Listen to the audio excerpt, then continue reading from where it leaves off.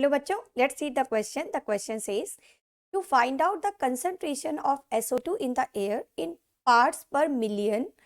The data was collected for 30 localities in a certain city and is presented below. तो यहाँ हमें एक data दे रखा है जिसमें कंसंट्रेशन ऑफ SO2 और फ्रीक्वेंसीज दे रखी है. तो हमें करना क्या है, find the mean concentration of SO2 in the air. हमें मीन कंसंट्रेशन निकालना है, मीन्स मीन फाइंड करना है. ओके, तो मीन फाइंड करने के लिए सबसे पहला स्टेप तो यहाँ पर ये है, हमें निकालना होगा क्लास मार्क हर क्लास इंटरवल का. तो क्लास मार्क निकालने का फॉर्मूला देख लेते हैं क्या है. क्लास मार्क होता है लोअर लिमिट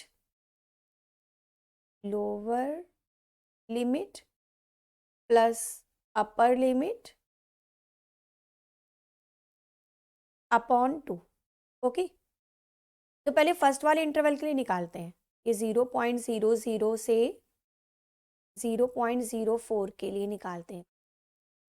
तो लोअर लिमिट यहाँ क्या है 0.00 और अपर लिमिट है 0.04 अपॉन 2. तो ये हो जाएगा 0.04 अपॉन 2 और 2 से डिवाइड करेंगे तो 0.02 आ गया. ठीक है, अब इसके बाद ये जब एक क्लास मार्क हमारा निकल आया तो इसके आगे क्लास मार्क्स निकालने के लिए हम क्या करेंगे, ये जो क्लास इंटरवल्स हैं इनमें लोअर लिमिट और अपर लिमिट का जो डिफरेंस है वो 0.04 है. फर्स्ट वाले में भी देखिए, सेकंड में 0.04 और 0.08, 0.04 का डिफरेंस है. तो इस क्लास मार्क में हम 0.04 ये जो डिफरेंस है ये ऐड करते जाएंगे और फर्दर क्लासेस के क्लास मार्क्स हमें मिलते जाएंगे. तो सब में हमको कैलकुलेशन करने की रिक्वायरमेंट नहीं है. तो इस तरह से हम सारे क्लास मार्क्स फाइंड कर सकते हैं. ओके, तो अब हम टेबल बनाना शुरू करते हैं. ओके, इसमें क्या क्या हमें दे रखा है क्वेश्चन में, क्लास इंटरवल दिया है और फ्रीक्वेंसी दी है. तो पहले हम क्लास इंटरवल और फ्रीक्वेंसी लिख लेते हैं और फिर उसके आगे टेबल धीरे धीरे अपनी प्रोसीड करेंगे. क्लास इंटरवल है 0.00 टू 0.04. नेक्स्ट वाला 0.04 टू 0.08. फिर है 0.08 से 0.12. then 0.12 से 0.16. then next is 0.16 से 0.20. then next is 0.20 to 0.24. Okay, तो ये सारे क्लास इंटरवल्स हो गए. फ्रीक्वेंसीज क्या दे रखी है, फ्रीक्वेंसीज हमें दे रखी है सिर्फ 4, 9, 9, 2, 4, 2. ये हो गई फ्रीक्वेंसीज. फिर हम लिखते हैं क्लास मार्क. क्लास मार्क को हम लिखते हैं XI से. Okay, this is class mark. अब XI हमने फर्स्ट वाला क्या निकाला था 0.02. अब वो डिफरेंस 0.04 था, है ना, तो इसमें 0.04 ऐड कर देंगे तो 0.06. फिर से 0.04 ऐड कर देंगे, दिस इज 0.10.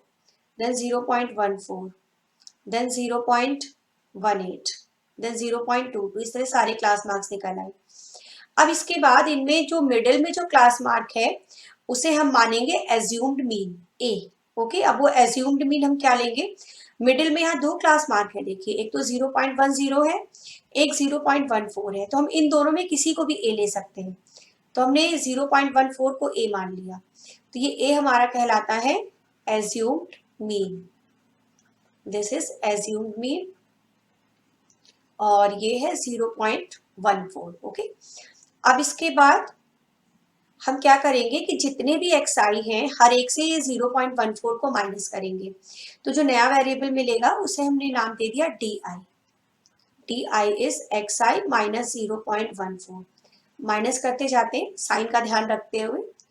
तो पहला वाला टर्म तो हमें माइनस का मिलेगा 0.04 माइनस 0.14, 0.12 मिलेगा, देन 0.08 मिलेगा, then it will be 0.04. Next is ये तो 0 हो जाएगा, 0.04, देन 0.08. अब ये जितने भी DIs हैं ये सारे के सारे 0.04 से डिवाइड हो सकते हैं. तो इन सबको हम 0.04 से डिवाइड करेंगे और डिवाइड करने के बाद जो नया वेरिएबल मिलेगा उसे हम सपोज कर लेते हैं यू आई। तो यू आई हमारा हो गया डी आई अपॉन 0.04, और ये जो 0.04 है इसे हम मानते हैं एच।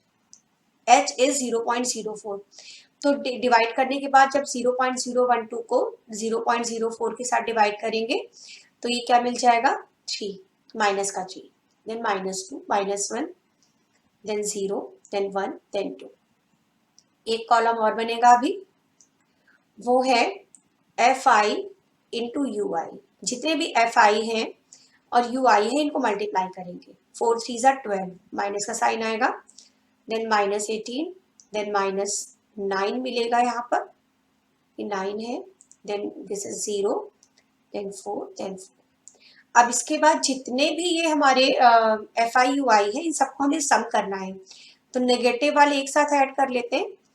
12 और 18 हो जाएगा 30 और 9, -39, और 4 and 4, ओके, -9 + 8, -9, इसको सब्ट्रैक्शन करने के बाद हमें मिलेगा -31। कैलकुलेशंस का बहुत ध्यान रखना है इनमें, क्योंकि क्वेश्चन टफ नहीं है, क्वेश्चंस तो इजी है क्योंकि स्टेप्स आपको थोड़े से ध्यान रखने हैं, बट कैलकुलेशन को बहुत ध्यान रखना है। हर स्टेप पे कैलकुलेशन है, और कहीं थोड़ी सी भी मिस्टेक अगर हो जाती है तो वो पूरा क्वेश्चन ही हमारा वेस्ट हो जाता है ना, टाइम भी वेस्ट हो जाता है।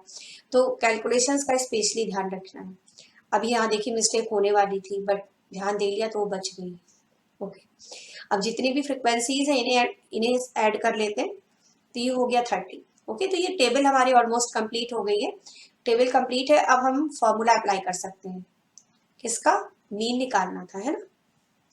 तो देखिए मीन निकालने का जो फॉर्मूला हम यहाँ अप्लाई करेंगे वो एज्यूम्ड मीन, वो सॉरी स्टेप डेविएशन मेथड है।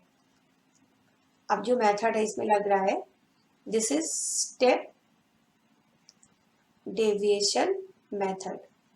इस मेथड में देखिए फॉर्मूला क्या लगता है, मीन को हम एक्स बार से लिख देते हैं। मीन का मतलब है एक्स बार, है ना। फॉर्मूला है a plus sigma f i u i upon sigma f i into h. अब इसमें सारी चीजें हम कैलकुलेट कर चुके हैं, बस वैल्यूज ही तो पुट करनी है ना। ए क्या है? 0.14। यहाँ ये जो सिग्मा है ना, सिग्मा का मतलब होता है सारे टर्म्स का सम। तो सारे एफ आई यू आई का जो सम हमने निकाला है वो यहाँ रखेंगे। -31 आया था तो ये माइनस का साइन हो जाएगा। और सिग्मा एफ आई क्या था? सिग्मा एफ आई 30 था। एच 0.04 हमें ऑलरेडी मालूम है। अब इसे हमें थोड़ा कैलकुलेट करना है ना। तो 0.14 और just a second, 0.14, then this is -31 और 0.04 को मल्टीप्लाई कर लेते हैं तो ये मिलेगा 1.24 अपॉन 30। 0.14 माइनस इनको डिवाइड करने के बाद मिलेगा 0.041, और सब्ट्रैक्शन कर लेते हैं।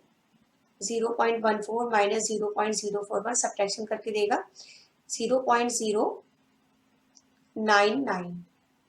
ओके, तो ये हमारा आंसर हो गया 0.099। यूनिट क्या थी इसकी? यूनिट एक बार देख लेते हैं जरा, क्योंकि मीन की हमें यूनिट भी देनी होती है। जो भी क्वेश्चन में दे रखा है हमें ये निकालना था, यहाँ पर कंसंट्रेशन ऑफ एयर निकालना था ना, concentration of SO2 in air in parts पर मिलियन, या ppm इसे शॉर्ट में लिखा है इन्होंने, तो आंसर भी हम ppm में देंगे।